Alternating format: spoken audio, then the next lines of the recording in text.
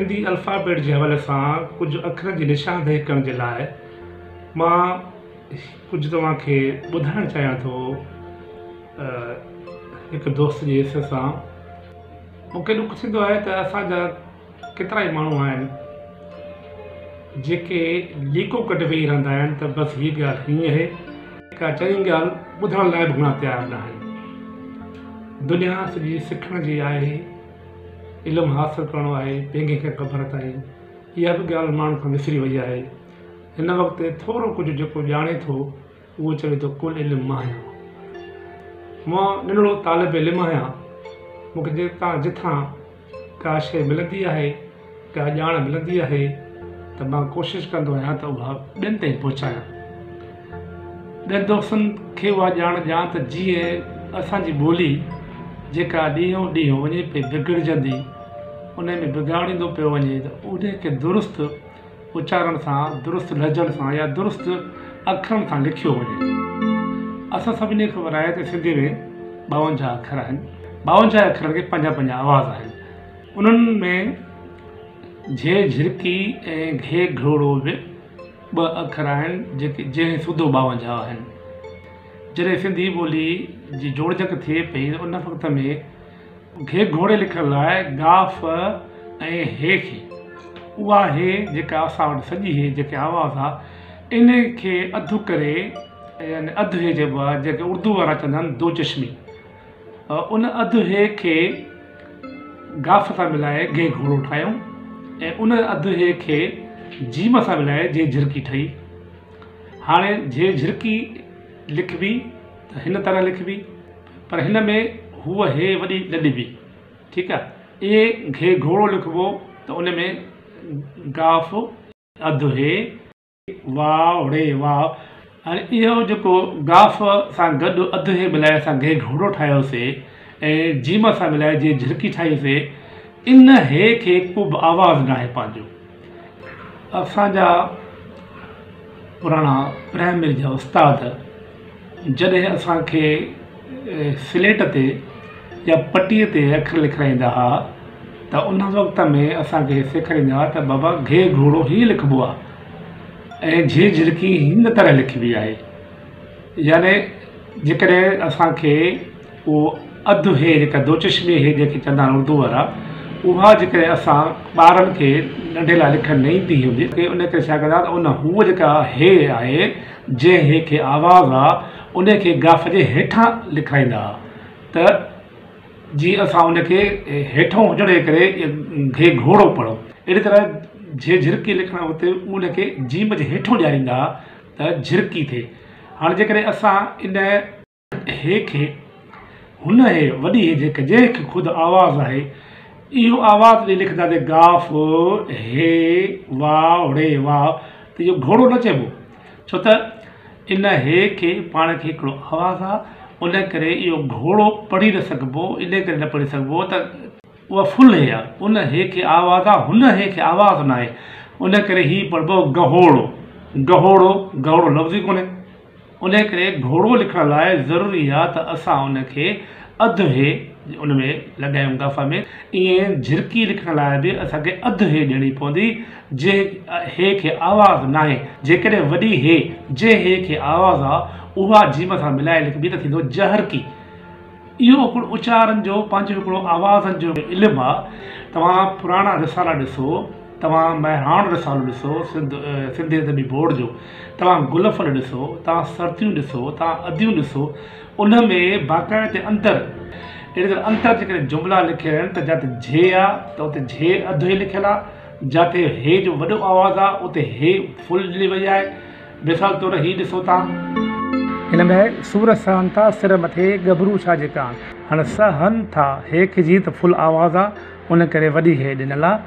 सूर सहन था सिर मथे गभरू छा जे काण, रत उभिरे ऐं दिलि रझे, रझे में हे नंढी ॾिनल आहे अधु हे जे झिरकीअ वारी रझे। जेकॾहिं इते हे वॾी ॾिबी त इहो लफ़्ज़ ग़लति थी वेंदो, रज हे थी वेंदो, उन करे रझे। कपिजे कंध भली मगर झुकी न मंझे आण, झुकी में साॻी जे झिरकी वारी अधु हे लॻल आहे, ठीकु आहे। मुंहिंजो पुटु मुहिंजो हे वॾी लॻल आहे मुहिंजो। ये सॼे बहिराणो रिसाले में या अदियूं में या गुलफुल में तव्हांखे अहिड़ी ग़लती नज़र ईंदी कोन। तव्हां उर्दू अख़बार ऐं रिसाला ॾिसो त उर्दू रिसालनि ऐं अख़बारुनि में जॾहिं उहे लिखनि था फूल त पे ऐं दो चश्मे हे वाव लाम फूल थो लिखनि, ठीकु आहे। ऐं भूका भूका बुख, पर जेकॾहिं हूअ हे जेका त उहा पढ़ी त बहू थी पवंदो, भूका न थींदो, बहुका पढ़बो हुनखे पोइ बहुका। या फूल खे जेकॾहिं उहा हे ॾिबी त पहूल थी पवंदो, फूल न थींदो। अहिड़ी तरह बहुत यादि आऊंगी, हाणे इन हे वॾीअ खे जेकॾहिं कढी असां दो चश्मे हे उर्दू में लॻाईंदासीं त थींदो भत, भत यादि आऊंगी। हाणे जॾहिं उर्दू में नंढी हे ऐं वॾी हे सां लफ़्ज़ मटिजे थो त छा सिंधीअ में न मटिबो? असां अलाए छो पंहिंजनि अखरनि खां लातालुक़ थी विया आहियूं, पंहिंजे उचारण खां लातालुक़ थी विया आहियूं। जॾहिं ॿी ॿोली वारा पंहिंजे लफ़्ज़नि खे दुरुस्त इस्तेमालु कनि था त असां छो कोन था कयूं? घोड़ो गह थो करे, घोड़ो में घे घोड़ो, वाह वड़े वाह घोड़ो, ठीकु आहे। गह थो करे में त साॻियो मां घे घोड़ो लिखियो आहे, पोइ इनखे गह कीअं पढ़ां मां? इहो त घो आहे। हाणे यानी असां लिखूं घो पढ़ूं गह, यानी इहो पंहिंजो पाण सां धोखो। असां पंहिंजे अकुल ते हलूं था त इहो गह हूंदो, पर इहो एक्चुअली गह लिखियलु ई कोन्हे को, इहो घो लिखियलु आहे। इन करे हिनखे लिखण लाइ इहो दुरुस्त ईअं लिखिबो, घोड़ो गह थो करे, गाफ़ ऐं हे उहा जंहिंमें आवाज़ आहे। हिन हे खे आवाज़ न आहे, इन करे इहो गह पढ़ी नथो सघिजे, पढ़बो ई कोन। आवाज़ वारे लफ़्ज़ खे हमेशह चिटो पढ़बो आहे। असां जीअं लफ़्ज़ पढ़ंदा पंहिंजी, पंहिंजी, हे खे असां आवाज़ ॾींदा पंहिंजी, पर जॾहिं हिते असां घे घोड़े वारी अधु हे लिखंदासीं त पंहिंजी त थींदो ई कोन। इन खे जीअं त आवाज़ न आहे, उन खे असां पे खां पोइ नून खे आवाज़ ॾींदासीं, इहो थींदो पंहिंजी, छो त हुन हे खे आवाज़ ई कोन्हे को। इहे मुंहिंजी, मुंहिंजी थींदो ई कोन, मनहिजी थी वियो त मेहार, मेहार, हाणे हे खे असां चिटो था आवाज़ कयूं था, मेहार आवाज़ आहे हे खे। इहे सुहिणी, सुहिणी, सुहिणी, हिन हे खे असां आवाज़ आहे हे खे सुहिणी, इन हे खे आवाज़ वारी हे फुल हे सॼी ॼणी पवंदी, अधु हे न ॾिबी सुहिणीअ में। ऐं इन तरह कहिड़ा लफ़्ज़ कुझु लफ़्ज़ जेके आहिनि जेके जिन खे माने आवाज़ न आहिनि, उन्हनि में इहा ॻाल्हाइबी आहे, बाक़ी ॿिए हंधि इहा इस्तेमालु थींदी ई कोन, क़तन न थींदी। इन सिलसिले में असांजे लाड़काणे जे मरहूम उस्ताद मंज़ूर फारूक़ीअ इन शइ जी निशानदेही कई। इन लाइ हुन हिकिड़ो सॉफ्टवेयर ठाहियो जंहिंजो नालो हुयो शमा अदब। उन में इहा तव्हांजी मर्ज़ीअ सां तव्हां पंहिंजे लफ़्ज़नि खे पाण जेके लफ़्ज़ तव्हां ॼाणो था त हिते आवाज़ वारी हे अचणु घुरिजे, हिते आवाज़ वारी हे न अचणु घुरिजे, तव्हां उहो ॾेई सघो था। जंहिं अखर खे आवाज़ आहे उते इहा महिरबानी करे अधु हे इस्तेमालु न कई वञे, इहा ॿोली जी इंतिहाई ग़लती आहे, इंतिहाई वॾी ग़लती आहे। तव्हां कोशिशि कयो त सही सूरत ख़ाती लिखो, उन में लफ़्ज़नि जो उचार जीअं अॻिलो पढ़ी वञे त हीअ लफ़्ज़ हीअं आहे, हीअं हुजणु घुरिजे। हाणे हीअ जेको दोस्त फेसबुक ते रखियो आहे, हिन खे हीअं पढ़बो, चंड्रमा आओ चढ़ी सघो कर मसो जहरो। असां पहिरीं पाण में असां न लिखियो अथई, आसान न लिखियो अथई, पर अलफ़ खे बंदि ॾिनो अथई, इहो अलफ़ बंदि न ईंदो। असां पहिरीं पाण में गहारणु ॾिज गहड़ी, ऐं टी सिट सही आहे।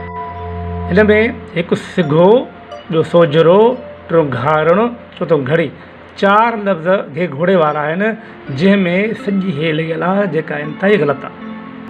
हाणे हीअ बेत असांजे सेब ते दोस्त ॾाढो सुठा बेत साईं जा लिखंदो आहे, ॾाढी सुठी ॾे तशरीह बि कंदो आहे, पर हिते जहिड़ा पाननि पन तहिड़ियूं सालूं मुथनि सायूं, जहिड़ा में हे हरणी जेका आहे उहा जे झिरकी लॻल आहे। इन हे खे आवाज़ कीअं नहीं पढ़ां, इहो त झड़ा आहे। अतुर ऐं अबीर सी ताज़ा कयाऊं तन, मड़िया घणो मुश्क सी चोटा साण चंदन। घणो बिल्कुलु सही लिखियलु आहे। सुहन, सुहन, हाणे सुहन हे खे आवाज़ आहे सुहन, इन हे खे हिते वॾी हे अचणु घुरिजे। सुहन रुपए सोनसी संदा कामिण कन, कयाऊं लाल लतीफ़ चे वॾा वेसवरन। मंझ, हाणे हिन मंझ में हिते जे झिरकी अचणु घुरिजे त हिते वरी वॾी हे लॻल आहे, हे लिखियलु आहे मंझ। हीअ बेत आहे अवगुण रुसे सतो गुणे पिरी रुठा में ॿहूं ॿारोतनि में ॿहूं जेके कीअं पढ़िजे। अहिड़ी तरह हिन बेत में अखियूं आलो वाह सदा सञा सिंजूं वारे नेड़ निंडो जागी झलिया। हाणे झलिया आहे कोन, हे लिखियलु आहे जहलिया। अहिड़ी तरह गुझारत या गुझारत जे झिरकी सां गुझारत लिखबी। जेकॾहिं असां हिन तरह लिखंदासीं त हीअ थी वेंदी गुझारत। अहिड़ी तरह घरू कम असां लिखंदासीं त हीअं लिखंदासीं घरू कम। पर हिन घे घोड़े में जेकॾहिं असां आवाज़ वारी हे मिलाईंदासीं त थी वेंदो गहरू कम। हाणे जेकॾहिं गहरो रंग लिखूं था असां गहरो रंग त उहो हीअं लिखिबो। पर जेकॾहिं इन में असां घे घोड़ो विझंदासीं त हीअ थींदो घरो रंग। चैनल खे सब्सक्राइब ज़रूर कंदा ऐं बेल आइकन जो बटन ज़रूर दबाईंदा।